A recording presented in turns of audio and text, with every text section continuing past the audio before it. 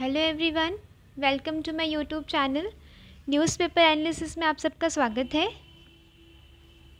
Lecture से related PDFs होंगी, जो ये वाली पीडीएफ एंड जो क्वेश्चन होंगे या वैल्यू एडिशन होगा वो सब मैं आपको टेलीग्राम चैनल पे दे दूँगी। लिंक मैं डिस्क्रिप्शन बॉक्स में डाल दूँगी, आप सब देख लीजिएगा वहाँ से। स्टार्ट करते हैं। सिर्फ इम्पॉर्टेंट न्यूज़ का एनालिसिस करना है आपको यूपीएससी एंड अदर एग्ज़ाम्स के लिए। नो irrelevant न्यूज़ और no right. Analysis of important news from Indian Express. First news आपके लिए इम्पॉर्टेंट है। आज UPI crosses 10 billion mark, a look at India's key foreign policy cell, digital public infrastructure. ये वाला GS paper 3 में जो financial inclusion है, digital inclusion है, उसमें ये वाला काम का है। Unified payment interface cross 10 billion in volume of transactions. ठीक है, 10 बिलियन क्रॉस कर गया है ट्रांजेक्शन्स में UPI, making a significant milestone for the payment services which is not just being used extensively domestically at least for small ticket transactions but also become a key part of India's foreign policy. आपने recently सुना होगा कि Singapore हो गया या नेपाल हो गया, ठीक है, भूटान हो गया, ये मतलब ये सारी कंट्रीज़ क्या कर रही है, इंडिया की यूपीआई ट्रांजैक्शंस को अडॉप्ट कर रही हैं, यूपीआई जो पॉलिसी है उसे अडॉप्ट कर रही है, राइट। तो ये इंडिया का एक लीडिंग रोल भी है ग्लोबल साउथ में डिजिटल ट्रांजैक्शंस को बढ़ावा देने में। इस पॉइंट ऑफ व्यू से आपके लिए ये वाली इम्पॉर्टेंट न्यूज़ है। India wants to play a key role in the deployment of digital public infrastructure and plans to build and maintain the global public infrastructure repository. एक की रोल इंडिया प्ले कर रहा है इन टेक्नोलॉजीज़ को build करने में, maintain करने में, ठीक है। और हमें ये क्या करना है, शेयर करना है G20 कंट्रीज से। G20 मीटिंग होने वाली है, राइट। उसमें काफ़ी सारी एडिटोरियल्स एंड आर्टिकल्स वो डाले जा रहे हैं कि उसमें डिजिटल इंक्लूजन की बात हो, कोई कह रहे हैं इन्वायरमेंट की बात हो, मतलब एक हॉलिस्टिकली मल्टी डायमेंशनल व्यूज़ को हम कवर करते हुए चले G20 मीटिंग्स में। तभी वो मीटिंग सक्सेसफुल होगी, तभी वो फुलफ़िल कर पाएगी aspirations of countries, right. UPI has also been taken to international markets जैसे कि France, UAE, Singapore, Sri Lanka, Japan, ठीक है। इन सारी कंट्रीज़ ने भी अडॉप्ट किया है ये वाला पेमेंट सिस्टम, राइट। ये वाले आपके प्रीलिम्स के लिए क्या इम्पोर्टेंट है, ये यूपीआई को समझना कि यूपीआई है क्या। It is an advanced version of immediate payment system, round the clock funds transfer, ठीक है। एक इमीडिएट पेमेंट इससे की जा सकती है, कैशलेस है, ईजियर एंड स्मूथर है ट्रांजेक्शन्स करना या फिर ट्रांसफ़र करना, right. UPI is a system that powers multiple bank accounts into a single mobile application. ठीक है, एक सिंगल मोबाइल एप्लीकेशन में मल्टीपल बैंक अकाउंट्स को लिंक कर सकते हैं, यानी कि अलग अलग ब्रांचेस में जाना, अलग अलग ऐप्स लेना अलग अलग बैंक्स के लिए वो ज़रूरत नहीं है। UPI is currently the biggest among the National Payment Corporation of India operated system, ठीक है। जो NPCI का क्या है, ये सबसे बड़ा एक कॉपरेटेड सिस्टम है UPI, unified payment interface, right. और दूसरे कौन कौन से हैं, national automated clearing house, immediate payment services, Aadhaar enabled payment services, Bharat bill payment services, RuPay etcetera, ठीक है, ये सब भी हैं। टॉप यूपीआई ऐप्स वो टुडे इंक्लूड फ़ोनपे हो गई, पेटीएम हो गया, गूगल पे, अमेज़न, भीम हो गया, ये सब क्या है, टॉप यूपीआई ऐप्स हैं। एनपीसीआई लॉन्च कब किया गया था, ये यूपीआई 2016 में, इन conjunction with the reserve bank of India and Indian bank association, ठीक है। उन दोनों ने क्या किया, यूपीआई को लॉन्च किया, राइट।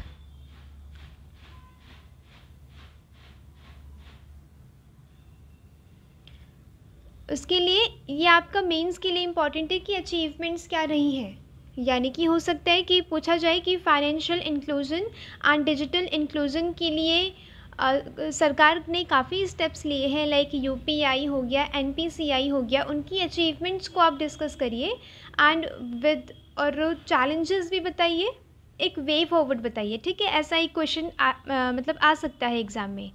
तो आप क्या लिखेंगे, इसकी अचीवमेंट लिखेंगे। अचीवमेंट को डिस्कस करने के लिए सिर्फ एक डाटा ज़रूरी होता है, आपको ज़्यादा नंबर्स पे ध्यान नहीं देना, आपको ध्यान देना है कि कैसे आप एक पॉइंट आप दिखा सकते हैं कि हाँ ये अचीव किया है, right. Digital transactions through UPI recorded phenomenal growth during the pandemic year 2020 to 21 में जो पैंडमिक हुआ था कोविड-19, उसमें अब कैशलेस ट्रांजेक्शन्स वहाँ पे बढ़ावा दिया गया था, क्योंकि वो सोशलाइजेशन मतलब कुछ सोशल नहीं होना चाहिए था वहाँ पे लोगों को, राइट। इसके लिए क्या हुआ, डिजिटल ट्रांजेक्शन्स को बढ़ावा दिया और उसमें यूपीआई भी आगे बढ़ा। India's digital payment industry is likely to grow, यानी कि 2,153 trillion at 27 compound annual growth rate to 7,092 trillion by 2025। यानी कि ग्रोथ, जो डिजिटल पेमेंट इंडस्ट्री है उसकी ग्रोथ इतनी हो रही है, राइट। आपको ये दिखाना है कि उसमें यूपीआई का भी बहुत पार्टिसिपेशन रहा होगा, क्योंकि यूपीआई एक बिल्कुल मेजर स्टेप है कि हाँ इंस्टेंट ट्रांजैक्शंस होंगी 24/7, ब्रांचलेस है, बैंकलेस है, राइट। चैलेंजेस क्या है, सबसे बड़ा चैलेंज तो आता है आजकल साइबर क्राइम का, प्राइवेसी का। The threat of cyber crime in the global banking and financial services industry has increased amid the COVID-19 pandemic. malicious softwares होते हैं, ठीक है। अब कुछ हैकिंग हो जाती है या प्राइवेसी को थ्रेट होता है लोगों की, वो एक बड़ा चैलेंज है कि जब अगर आपको ये एक बड़ी जनता तक पहुंचाना है ना, तो आपको उनका ट्रस्ट बिल्डिंग, उनका ट्रस्ट लेना पड़ेगा, राइट। ट्रस्ट लेने के लिए आपको उन्हें देनी पड़ेगी प्राइवेसी, कि हाँ आपकी प्राइवेसी भी मेंटेन रहेगी, आप कैशलेस मतलब ट्रांजैक्शंस को बढ़ावा दीजिए। फ्रॉडलेंट क्लेम्स,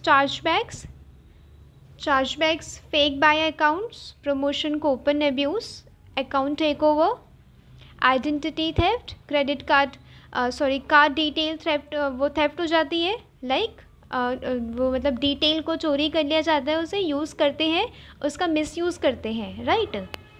अदर चैलेंजेस जैसे कि अनअवेयरनेस, और पीपल अभी भी जो कैश बेस्ड ट्रांजैक्शंस है ना उसी पे रिलाई करते हैं। वे फॉरवर्ड क्या है, पब्लिक प्राइवेट पार्टनरशिप से क्या होगा, इनोवेशन से वो जो मतलब टेक्नोलॉजीज़ डेवलप की जाएंगी डिजिटाइजेशन के वो प्रोसेस में, और फिर क्या होगा, लोगों को एक बेटर से बेटर प्रोडक्ट मिल पाएगा, राइट। और वो हम यूज़ कर सकते हैं सर्विसेज डिलीवरी में, उनके वेलफेयर में, कैशलेस इकोनॉमी बनाने में। तो प्राइवेट का पार्टिसिपेशन ज़रूरी होता है, आजकल तो बहुत ज़रूरी हो गया है, क्योंकि फ़ंड की दिक्कत आती है, फ़ंड इनोवेशन की दिक्कत आती है। अगर ये प्राइवेट सेक्टर पार्टिसिपेट करे तो ज़्यादातर प्रॉब्लम्स आजकल की सॉल्व हो सकती हैं, स्पेशली इन्वायरमेंट के पॉइंट ऑफ व्यू से, डिजिटाइजेशन हो गया, इंफ्रास्ट्रक्चर हो गया, ठीक है। इन सब में डाटा प्राइवेसी एंड सिक्योरिटी, वही डाटा प्राइवेसी पे ध्यान देना है, सिक्योर करना है लोगों का डाटा, थेफ्ट ना हो और ब्लैकमेल ना किया जाए, right. Checking and monitoring of transactions, जो ब्लैक मनी होती है, ब्लैक मनी को रिड्यूस करने के लिए भी क्या ट्रांजैक्शंस को मॉनिटर करना ज़रूरी है। Awareness generation and trust building measure, ठीक है, लोगों को अवेयर करना। आपने एक रिसेंट आपने एक एग्जांपल सुना होगा, डिजिटल दीदी, ठीक है। डिजिटल दीदी कहाँ पे था, एक एडिटोरियल में आया था, I think 4-5 months back, right. उसमें था डिजिटल दीदी क्या थी, ये वाली दीदियाँ ना अवेयर करती थी लोगों को, स्पेशली वुमेन को, कि उन्हें डिजिटल ट्रांजैक्शंस में कैसे आगे बढ़ना है, डिजिटल ट्रांजैक्शंस कैसे उन्हें कंडक्ट करनी है या अडॉप्ट करनी है, राइट। अगर ऐसे जो बिल्कुल निचले लेवल पे जाके, निचले स्तर पे जाके अगर अवेयर किया जाए लोगों को, तो वो तो जनता का भरोसा भी बढ़ेगा गवर्नमेंट पे, ठीक है, कि हाँ डाटा प्राइवेसी रहेगी, कोई दिक्कत नहीं होगी, आराम से सब कर सकते हैं, किसी को कोई नुकसान नहीं पहुंचेगा, राइट। ट्रस्ट बिल्डिंग मेजर्स भी चाहिए। नेक्स्ट इम्पॉर्टेंट न्यूज़ क्या है, one nation one poll. When does a change in constitution needs states note, यानी कि स्टेट का रैटिफिकेशन कब चाहिए, राइट यानी कि टाइप्स ऑफ मेजोरिटी यहाँ पे इम्पॉर्टेंट है आपके प्रीलिम्स पॉइंट ऑफ व्यू से, बहुत इंपॉर्टेंट है ये, क्योंकि इस बार कॉन्स्टिट्यूशन को अमेंड करने की बात हो रही है साइमल्टेनियस इलेक्शंस में। ठीक है, कहा जा रहा है कि साइमल्टेनियस इलेक्शंस होंगे, यानी कि लोकसभा हो गया, स्टेट असेंबलीज हो गई, म्यूनिसिपैलिटी हो गई, इन सब के क्या होंगे साइमल्टेनियसली, मतलब एक साथ या आसपास इलेक्शंस करवा दिए जाएंगे। उसके लिए क्या चाहिए, हमें कॉन्स्टिट्यूशन में चेंजेस लाने की ज़रूरत है। लाइक हमें टेन्योर होगा जो लोकसभा का, स्टेट लेजिस्लेटिव असेंबलीज़ का, उनमें चेंजेस लाने की ज़रूरत है। तो कॉन्स्टिट्यूशन को चेंज करने में भी ना अलग अलग मेजोरिटीज़ लगती हैं। द कॉन्स्टिट्यूएंट असेंबली ने डिबेट किया था कि कॉन्स्टिट्यूशन को रिजिड रखा जाए या फ्लेक्सिबल रखा जाए। रिजिड मीन्स वो जो यूएसए में है कि 3/4 मेजोरिटी के बिना कुछ नहीं होगा, राइट और फ्लेक्सिबल मीन्स मतलब जो ब्रिटिश का जो कॉन्स्टिट्यूशन है वो काफ़ी फ्लेक्सिबल है, बिल्कुल सिंपल मैनर से वहाँ पे पास कर दिया जाता है law. On the other hand, united nation constitution can not be amended without the ratification of at least 3/4 of the individual state.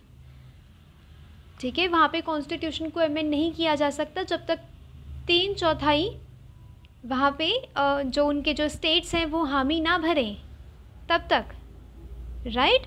Article 368 क्या कहता है कि आप कॉन्स्टिट्यूशन को अमेंड कर सकते हैं, पर उसका एक प्रोसेस है, एंड आप अमेंड कर सकते हैं कॉन्स्टिट्यूशन को without touching the basic structure of the constitution.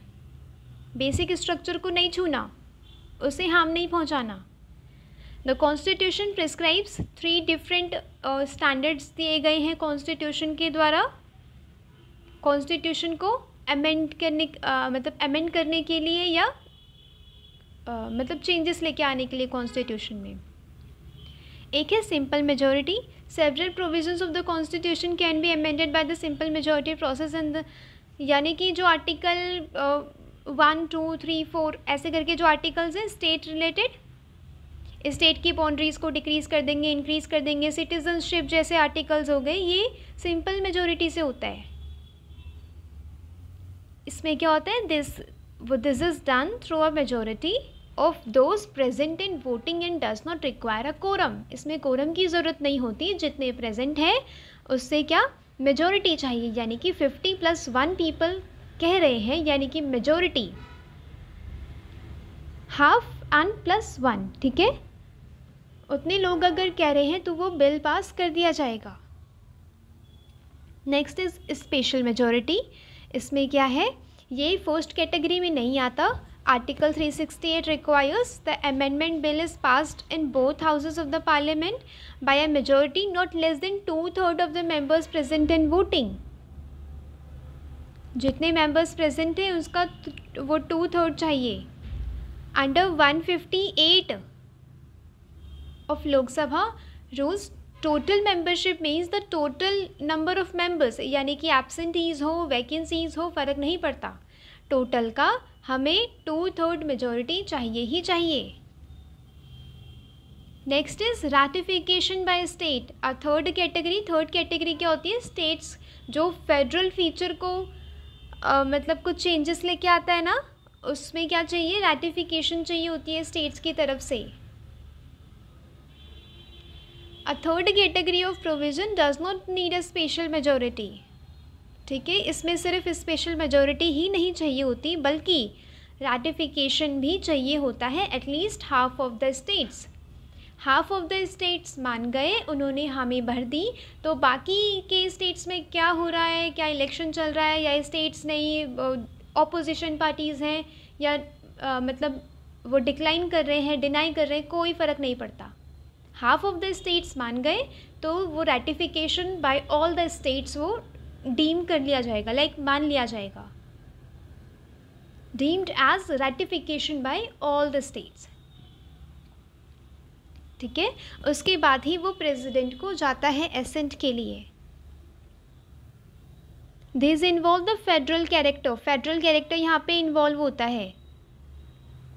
For example जो एनजैक था 99 कॉन्स्टिट्यूशनल अमेंडमेंट 2014, इसमें क्या था कि जो नेशनल जुडिशल अकाउंटेबिलिटी कमीशन, इसमें क्या था 16 स्टेट्स ने क्या किया था, रैटिफाई किया था सबसे पहले। उसके बाद प्रेसिडेंट को गया, उसके बाद कॉन्स्टिट्यूशनल वैलिडिटी देखी गई सुप्रीम कोर्ट के द्वारा और इसे खारिज कर दिया गया एनजैक को, right. Similarly in 2016 122 constitutional amendment bill आया था जिसमें था गुड्स एंड सर्विसेज GST, ये रैटिफाई किया गया था 23 स्टेट्स के द्वारा। आपको अगर मेंस में भी क्वेश्चन आ जाए ना कि कितने टाइप्स की मेजॉरिटी है और कॉन्स्टिट्यूशन अमेंडमेंट में क्या क्या दिक्कतें आती हैं, लाइक बेसिक स्ट्रक्चर क्या है, आपको 2 से 3 टॉपिक्स ना आपको एक क्वेश्चन में मिल सकते हैं वहाँ पे। उसमें आपको बताना होगा कि इतनी मेजॉरिटी है, ये बेसिक स्ट्रक्चर ये है जिसमें सुप्रीम कोर्ट ने कहा है कि अमेंड करो, सब कुछ अमेंड करो पर बेसिक ढांचे को मत छुओ, राइट। और इसमें आपको एग्जांपल्स वो दे देना है कि रैटिफिकेशन ऑफ स्टेट्स में ये वाले कुछ ऐसे पास्ट के बिल्स रहे हैं जहाँ पे स्टेट्स ने रैटिफाई किया है। ऐसे आपको एक हॉलिस्टिक आंसर लिखना पड़ता है। Entrench provisions article 368 list 6 part of constitution have an additional safeguard for amending them. Article 54 55 हो गया जैसे कि election of the president of India. Article 73 73 vote हो गया, इसमें कुछ स्पेशल मीजर्स लगते हैं। 73 हो गया 162 union and the states executive power, right. ये वाले कुछ आर्टिकल्स हैं।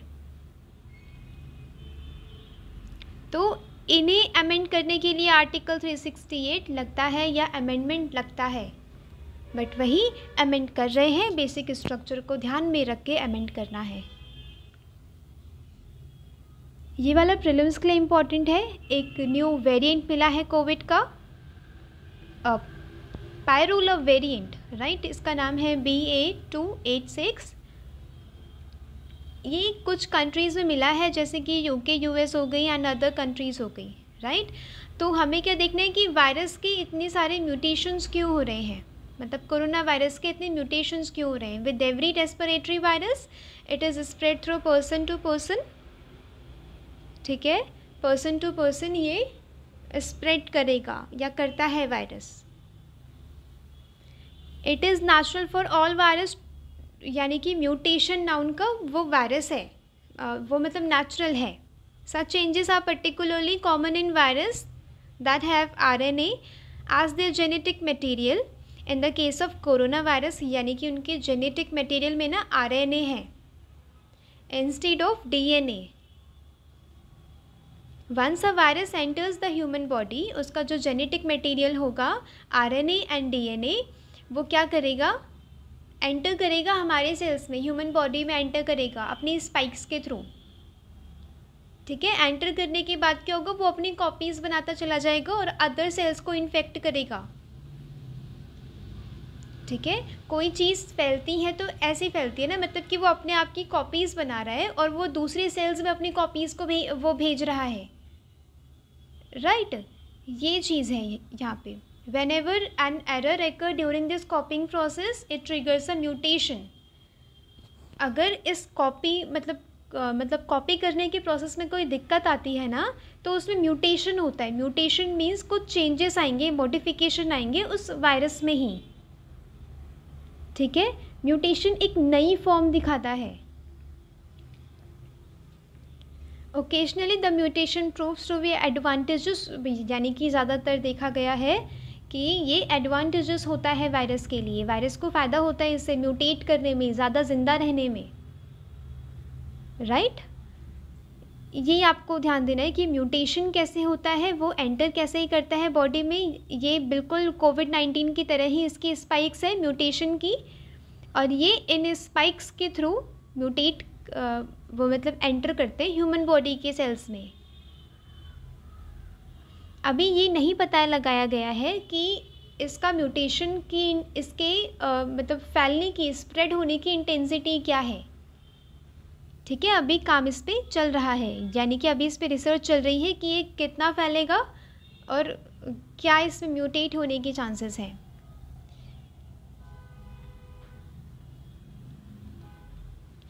यहाँ पे हमें ये एक फेस्टिवल मिला है जीएस पेपर 1 या फिर प्रीलिम्स के लिए। कौन सा है? ननगरानी फेस्टिवल ऑफ महाराष्ट्र's रत्नागिरी डिस्ट्रिक्ट। ठीक है, आपको ये मैच द फॉलोइंग में पूछा जा सकता है कि ननगरानी फेस्टिवल कहाँ है, और ऑप्शन में महाराष्ट्र ऊपर नीचे होगा, तो आपको फाइंड आउट करना है कि वो महाराष्ट्र का रत्नागिरी का है। Next news is important. यहाँ पे सारी न्यूज़ के जो क्लिपिंग्स होती है, इम्पॉर्टेंट न्यूज़ की क्लिपिंग्स यहाँ पे रख दी गई है। आपको चिंता करने की ज़रूरत नहीं है कि वहाँ पे कोई न्यूज़ छूट गई है, नो, सारी क्लिपिंग्स यहाँ पे रख दी गई है। ऐसे ही होलिस्टिकली कवर न्यूज़पेपर डेली किया जाएगा, जिसमें सिर्फ इम्पॉर्टेंट न्यूज़ का एनालिसिस होगा,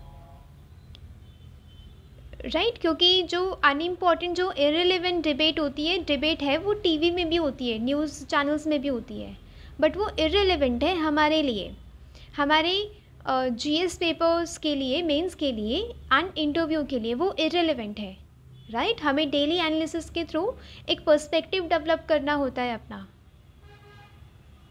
first set of infra loans, यानी कि टीयर 2 एंड टीयर 3 सिटीज़ के लिए जो इंफ्रास्ट्रक्चर का लोन्स है वो मतलब अब डिसबर्स किया जाएगा, डिस्ट्रीब्यूट किया जाएगा, डेलीगेट किया जाएगा, राइट। किनके द्वारा? Ministry of urban affairs, housing and urban affairs के थ्रू। मैंने आपको कुछ दिन पहले एक न्यूज़ बताई थी कि जो मैन्युफैक्चरिंग जो यूनिट्स है ना, वो जा रही है अब सेमी अर्बन एरियाज़ में एंड रूरल एरियाज़ में। तो हमारी ये मतलब सरकार की क्या ये जिम्मेदारी बनती है कि वो इंफ्रास्ट्रक्चर प्रोवाइड करवाए रूरल एरियाज़ में, सेमी अर्बन एरियाज़ में, जो टीयर 2 एंड 3 सिटीज़ है। अमंग द प्रोजेक्ट्स कौन कौन से, किन किन पे ध्यान दिया जाएगा? Water supply, sanitation, construction of roads. अगर आपको जीएस पेपर 3 में कोई क्वेश्चन आता है कि मैन्युफैक्चरिंग यूनिट्स ना रूरल एरियाज़ में जा रही हैं, तो आप बताइए कि कैसे कैसे इंफ्रास्ट्रक्चर्स को डेवलप करने की ज़रूरत है या क्यों ज़रूरत है, क्या चैलेंजेस हैं, ये सब आएगा क्वेश्चन में। आपको ये चीज़ें लिखनी है जो मैंने यहाँ पे हाईलाइट की हैं, ये वाली चीज़ें इम्पॉर्टेंट है वहाँ पे एक जो मैन्युफैक्चरिंग यूनिट्स हैं उनकी कन्वीनियंस के लिए। Water supply, sanitation, construction of roads, comprehensive area development, local area planning for decongestion, heritage conservation, town planning schemes with parks with open gyms that do not involve major construction। यानी कि rural areas में इन सारे infrastructure को develop करने का plan है। आपको water supply के साथ साथ इलेक्ट्रिसिटी का भी ध्यान रखना है। हमें क्या ज़रूरत है टीयर 2 एंड 3 सिटीज़ को डेवलप करने की, सेमी अर्बन या अर्बन जो रूरल एरियाज़ हैं उन्हें डेवलप करने की, बिकॉज जो टीयर 4 सिटीज़ है ना वो are well developed. Delhi, Mumbai, Chennai, Bengaluru are well developed, ठीक है। अब उसके आसपास की सिटीज़ हमें डेवलप करनी है, राइट। उसके आसपास की सिटीज़ में अगर डेवलपमेंट होगा तभी वो इंक्लूसिव डेवलपमेंट हो पाएगा। Manufacturers are moving toward semi urban and rural areas to cut cost, यानी कि लेबर की कॉस्ट कट करने के लिए, स्पेस का जो रेंट होता है वो उसे कट करने के लिए क्या कर रहे हैं, वो सेमी अर्बन एरियाज़ में जा रहे हैं या रूरल एरियाज़ में जा रहे हैं।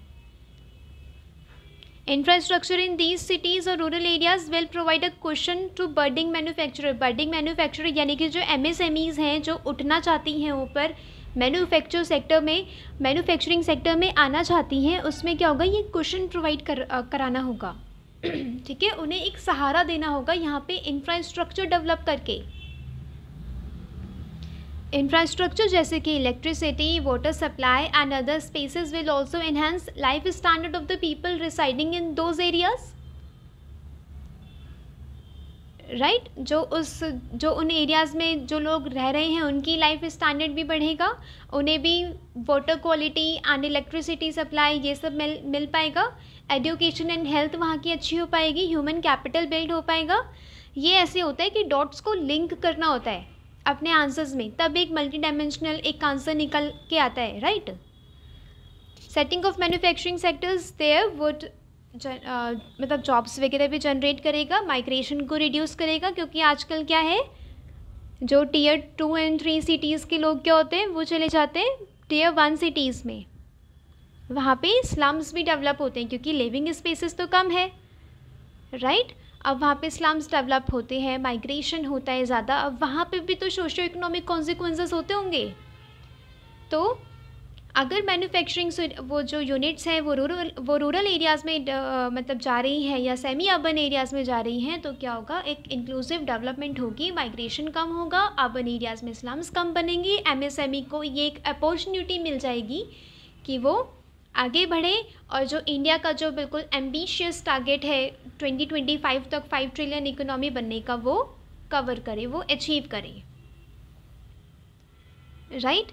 ये वाला नेक्स्ट वाली बहुत इंपॉर्टेंट है आप सबके लिए, green energy transition. GS paper 3 में ये इकोनॉमी के पॉइंट ऑफ व्यू से भी इम्पॉर्टेंट होगा और इन्वायरमेंट के पॉइंट ऑफ व्यू से भी इम्पॉर्टेंट होगा। ट्रांजिशन विदाउट प्ले बुक, इसमें क्या कहा गया है कि अगर आप ट्रांजिशन करते हैं ना तो आपको काफ़ी सारी चीज़ें एक साथ लेके चलनी होती है, लाइक टेक्नोलॉजिकल डेवलपमेंट, वो cost of generation, storage, infrastructure upgrade करवाना है, इनोवेशन चाहिए, मतलब कंजर्वेशन ऑफ एनर्जी भी चाहिए, एनर्जी एफिशिएंसी चाहिए। ये कह रहे हैं, ऑथर कह रहे हैं कि G20 में ग्रीन एनर्जी के ट्रांजिशन को डिस्कस करो, कुछ वहाँ पे कंक्लूड करो, कुछ स्टेप्स लो वहाँ पे,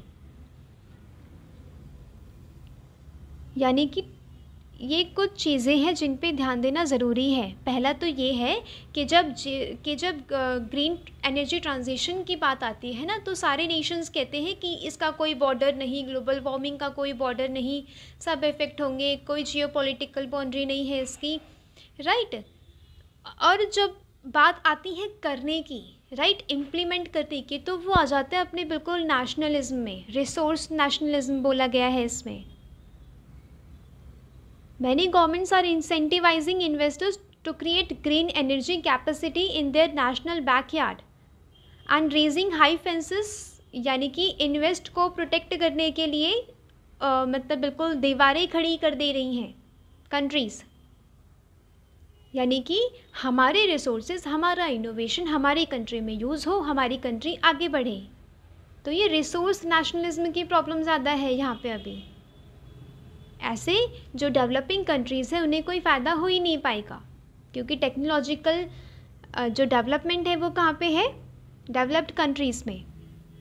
इट हैज़ डिस्ट्रीब्यूशनल कॉन्सिक्वेंसेस, ये डिस्ट्रीब्यूशनल कॉन्सिक्वेंसेस इसके क्या हैं, क्योंकि सोशली ये न्यूट्रल नहीं है।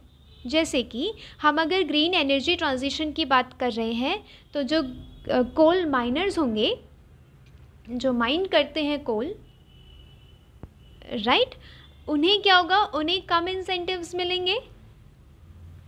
जो ऑयल रिगर्स होते हैं उन्हें कम इंसेंटिव्स मिलेंगे, और हम यहाँ पे किन्हें इंसेंटिव्स दे रहे हैं, जो इंजीनियर्स हैं, जो बिल्कुल इंस्टॉल कर सकते हैं, सोलर मॉड्यूल्स को इंस्टॉल कर सकते हैं, विंड टर्बाइंस को, बैटरीज़ को इंस्टॉल कर सकते हैं, हम उन्हें यहाँ पे इंसेंटिवाइज करेंगे। तो सोशली किससे फ़र्क पड़ रहा है, कोल माइनर्स को, राइट, जो उतने अच्छे, जो इकोनॉमिकली उतने वेल नहीं है, उन्हें फ़र्क पड़ रहा है। यानी कि हम किसी एक पर्सपेक्टिव से नहीं रह सकते लिमिटेड, राइट, हमें और भी पर्सपेक्टिव चाहिए होंगे अगर हम किसी ट्रांजिशन की बात कर रहे हैं। तो ये पॉइंट्स आपको लिखने हैं अपने आंसर्स में कि जो कोल माइनर्स है ना, हमें उनका भी ध्यान देना है, क्योंकि इंक्लूसिव डेवलपमेंट, इंक्लूसिव ग्रोथ हमारा एम है after all. That it is possible to leapfrog, यानी कि छोटे छोटे स्टेप से वहाँ पे जाया जा सकता है, एक ट्रांजिशन कवर किया जा सकता है।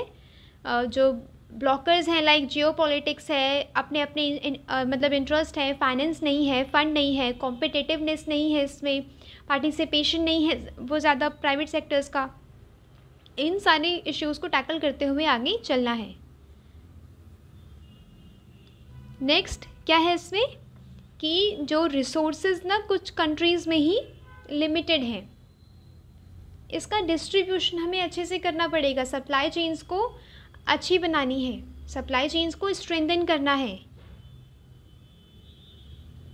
ठीक है, डी रिस्क करना है। ऐसा ना हो कि हमें वहाँ से वो मतलब एलिमेंट्स नहीं मिले, या वो लिथियम नहीं, वो मतलब लिथियम निकल नहीं मिला, कोबाल्ट नहीं मिला, तो हमारी यहाँ की प्रोडक्शन कम हो जाएगी। चाइना से अगर नहीं मिला तो यहाँ पे प्रोडक्शन कम हो जाएगी। ऐसा नहीं करना है, हमें मल्टीपल सप्लाई चेन्स चाहिए होंगे, क्योंकि इसका कंटिन्यूअस सप्लाई अगर हमारी कंट्री में रहेगा तो ही ये एक प्रोग्रेसिव स्टेज पे जा पाएगा एंड ट्रांजिशन को कवर कर पाएगा। Institutions have to be built that facilitate global cooperation, skill development, technology transfer, also enable the mediation of the domestic and international conflicts that have been inevitably aroused. जो international contacts हैं उन्हें solve करो, technology transfer को मतलब वो जो innovation, research and development है उसे आगे बढ़ाओ, इंस्टीट्यूशंस बिल्कुल अच्छे से काम करें, उनकी एडमिनिस्ट्रेटिव एफिशिएंसी हो। आपको ये सारा एक होता है ना वे फॉरवर्ड या steps to be taken, right, वहाँ पे लिखना है आपको ये चीज़ें। इसीलिए सिर्फ इम्पॉर्टेंट आर्टिकल्स को ही डिस्कस किया जा रहा है, इम्पॉर्टेंट न्यूज़ को ही डिस्कस किया जा रहा है, नो फालतू की न्यूज़। ये वाला इम्पॉर्टेंट है सस्टेनेबल एग्रीकल्चर जीएस पेपर 3 के पॉइंट ऑफ व्यू से। ये वाला आर्टिकल पूरा का पूरा इम्पॉर्टेंट है, राइट। इसमें ये जो डेक्कन हाई लेवल प्रिंसिपल्स है ना, ये कुछ इन्होंने स्टेप्स निकाले हैं कि facilitate humanitarian assistance to countries and population with vulnerable situation. इसमें क्या कहा जा रहा है कि G20 में ना आप सस्टेनेबल एग्रीकल्चर पे बात करिए, क्योंकि इंडिया एग्रीकल्चर में आगे है, राइट। 42% यूथ अभी भी एम्प्लॉय करता है एग्रीकल्चर में। तो ये ज़रूरी है कि एग्रीकल्चर जो इतना बड़ा पार्ट है हमारी कंट्री का, हम उसे सस्टेनेबल बनाएं, ठीक है, इंक्लूसिव बनाएं, सबको न्यूट्रिशन मिल सके, मैल न्यूट्रिशन एंड हंगर जैसी प्रॉब्लम्स को हम सॉल्व कर सके। ये वाली इसमें समझाने वाली कोई बात नहीं है, इस पर सब आपको लिखना है, रिवाइज करना है, रिपीटेडली अपने आंसर्स में ये कीवर्ड्स नोट करते जाना है, लिखते जाना है,